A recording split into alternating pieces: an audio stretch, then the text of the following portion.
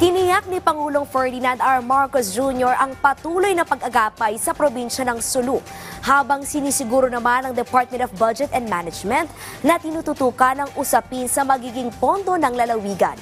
Yan ang ulat ni Kenneth Pasyente. Progreso sa iba't ibang lugar sa bansa. Yan ang tiniyak ni Pangulong Ferdinand R. Marcos Jr. sa isinagawang courtesy call ng provincial government ng Sulu sa Malacanang. Ayon sa Pangulo, nagsilbing daan ang naturang pulong para mas pagtibayin pa ang layunin ng gobyerno para isulong ang pagpapabuti sa probinsya ng Sulu. Kasabay niya ng pagsiguro ng punong ehekutibo na sisikapin ng pamahalaan na walang maiiwan sa pagsulong ng bansa tungo sa hangaring paglago at pagkakaisa.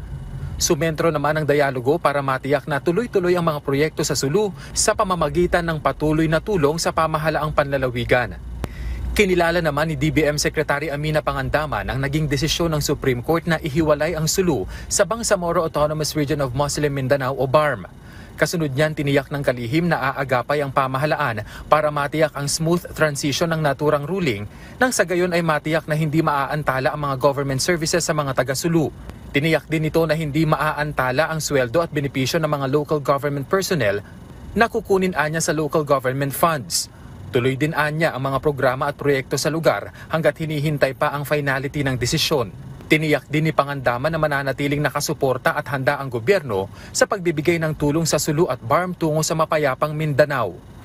Kenneth Pasyente, para sa Pambansang TV, sa Bagong Pilipinas.